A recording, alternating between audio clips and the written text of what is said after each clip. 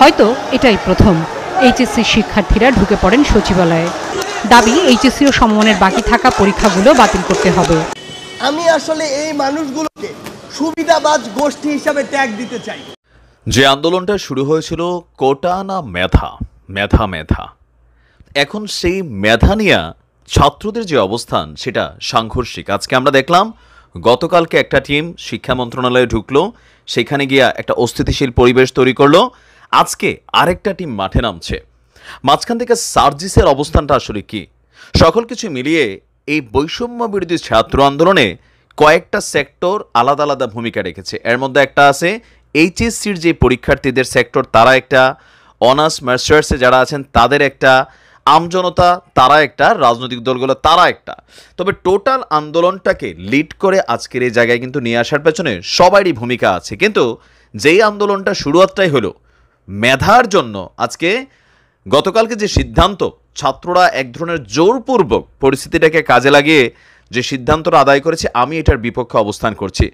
সার্জিস যে সিদ্ধান্ত নিয়েছে আমিও সেটার পক্ষে, নটরডেমের শিক্ষার্থীরা যে সিদ্ধান্ত নিয়েছে আমিও ব্যক্তিগতভাবে ওইটারই পক্ষে। দর্শক, গতকালকে এইচএসসি এবং সমমানের অবশিষ্ট পরীক্ষাগুলো বাতিল ঘোষণা করার জন্য সচিবালয়ে বা শিক্ষা বোর্ডের মধ্যে একদল শিক্ষার্থী ঢুকে গেল, হাজার হাজার শিক্ষার্থী। আর তাদের এই চাপের পরে আমরা দেখলাম যে একটা আদেশ জারি করা হয়েছে। এতে সই করেছিলেন আন্তঃশিক্ষা বোর্ড সমন্বয় কমিটির সভাপতি এবং ঢাকা মাধ্যমিক এবং উচ্চ মাধ্যমিক শিক্ষা বোর্ডের চেয়ারম্যান অধ্যাপক তপন কুমার সরকার। সেই প্রজ্ঞাপনটাতে বলা হয়েছে, অনিবার্যত কারণবশত এইচএসসি এবং সমমান পরীক্ষা 2024-এর স্থগিত পরীক্ষাসমূহ বাতিল করা হলো, আর সবাইকে মোটামুটি অটো পাস দেওয়া হচ্ছে। আর এই বাকি বিষয়গুলোর ফল কিভাবে তৈরি এবং প্রকাশ করা হবে তা নিয়ে এখনো কোনো সিদ্ধান্ত হয়নি। সব বোর্ড এটা নিয়ে আলোচনা করে শিক্ষা মন্ত্রণালয় এই বিষয়ে নির্দেশনা দিবে, তারপর ফলাফল কিভাবে তৈরি হবে সেটা নিয়ে আপনার একটা কি বলা হয় যে আলোচনা হবে। আচ্ছা, যখন এই পরিস্থিতি, সার্জিস মনে করছে যে এই সিদ্ধান্তটা ভুল, আমিও কিন্তু ভুলই মনে করি। দেখেন, যেই ছাত্রগুলো আহত বা পরীক্ষায় পড়াশোনা যাদের হ্যাম্পারিং হয়েছে, এটার জন্য একটু সময় দেওয়া যেতে পারে। আহত শিক্ষার্থীদের জন্য আরও একটু সময় বর্ধিত করা যেতে পারে, অথবা হাসপাতালে বসে যেন পরীক্ষা দিতে পারে সেই সুযোগটা দেওয়া যেতে পারে। কিন্তু পরীক্ষা টোটালি না দিয়া যে মেধার জন্য চিন্তা করলা, এখন অটোপাসে একটা কোটা নিয়া তোমরা কেন ভাই এই সাপোর্টটা নিবা? পড়ালেখা তো মানে চাঙ্গে উঠছেই।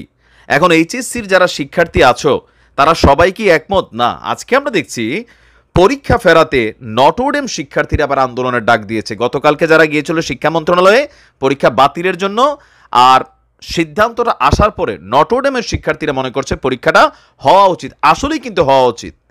এখন নটরডেমের শিক্ষার্থীরা কি বলছে? দেশের বর্তমান পরিস্থিতি বিবেচনায় চলমান যে পরীক্ষাটাকে বাতিল করেছে শিক্ষা মন্ত্রণালয়, আর সেটা নিয়ে তাদের বক্তব্য হচ্ছে পরীক্ষা নেওয়া হোক। আজকে নটরডেম কলেজের সাধারণ শিক্ষার্থীদের এক বিবৃতি সামনে এসেছে। তারা বলছে যেন এই সিদ্ধান্ত প্রত্যাহার করা হয়। বিবৃতিতে বলা হয়েছে, 2024 সালের এইচএসসি পরীক্ষা নিয়ে উদ্ভূত পরিস্থিতিতে সব পক্ষের সঙ্গে আলোচনা না করে একপাক্ষিকভাবে যেই প্রজ্ঞাপন জারি করা হয়েছে তা নটরডেম কলেজের ছাত্র সমাজ প্রত্যাখ্যান করেছে। বৈষম্য বিরোধী ছাত্র আন্দোলন সংগঠিত হয়েছিল মেধার বিজয় সুনিশ্চিত করার জন্য। পরীক্ষা না দিয়ে পরিশ্রমী শিক্ষার্থীদের মেধার যে অবমূল্যায়ন করার সিদ্ধান্ত নেওয়া হয়েছে তা অযৌক্তিক। তারা 3টা দফা ধরছে এখানে, যে উদ্ভূত পরিস্থিতিতে দ্রুততম সময়ের মধ্যে পরিস্থিতি অনুকূলে এনে বাকি পরীক্ষাগুলোর আয়োজন করতে হবে।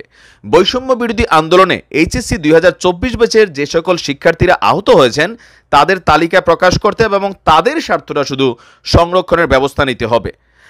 আর আপনার যৌক্তিক সময়ের পর পরীক্ষার অংশগ্রহণ করবেন নাকি কর্তৃপক্ষ তাদের অটো প্রমোশন দেবেন সেটা হবে আলাদা। তবে আপনার পরীক্ষাটা হওয়া উচিত। আমিও মনে করি পরীক্ষা হওয়া উচিত। যে কোনো একটা ছাত্রের ইন্টারমিডিয়েটের রেজাল্টটা যদি ভালো না হয় তার ভবিষ্যৎ অনিশ্চিত। দেশের বাইরে স্টুডেন্ট ভিসাতে যাবেন, অটো পাসের সার্টিফিকেট দেখলে ভিসা হবে না। তো সার্জিসের বক্তব্য হচ্ছে যে প্রেশার ক্রিয়েট করা যেই মানে সিদ্ধান্তটা নেওয়া হয়েছে, যে সকল ছাত্রছাত্রীরা নিছে, এটার বিরোধিতা সার্জিসও করছে। তা আমারও মনে হয় পরীক্ষা হওয়া উচিত। সাধারণ ছাত্রছাত্রী মেধার মাধ্যমে তাদের মূল্যায়ন হতে হবে। এই অটো পাসের চান্স নেওয়া যাবে না, এইসব দিন শেষ করতে হবে। মানে একটা সরকার বসতে না বসতে এক একজনের এক এক দাবি দেওয়া, আবদার, রাস্তাঘাট দখল, থাপড়াইয়া বিদায় করতে হবে অনেক জায়গা থেকে এদেরকে। এগুলা কিন্তু পরিস্থিতিটা খারাপের দিকে নিয়ে যাচ্ছে।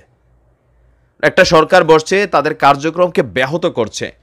একটা সুযোগ সন্ধানী মহল কিন্তু সবসময় ছিল, যারা পড়াশোনা করে নাই, তাংফাং করে, ফেসবুক টিকটক করে, এরা এখন চাচ্ছে এই চান্সটাকে কাজে লাগাইতে। এটাকে শক্তভাবে প্রটেস্ট করতে হবে। ভালো থাকুন। আর সমন্বয়ক যারা আছেন, এগুলাকে কঠিন হাতে মোকাবেলা করতে হবে, নয়তো কিন্তু এগুলা পজিটিভ থেকে নেগেটিভ অবস্থান তৈরি হয়ে যাবে, গার্জিয়ানরা বিরক্ত হবে। ভালো থাকুন। আসসালামু আলাইকুম।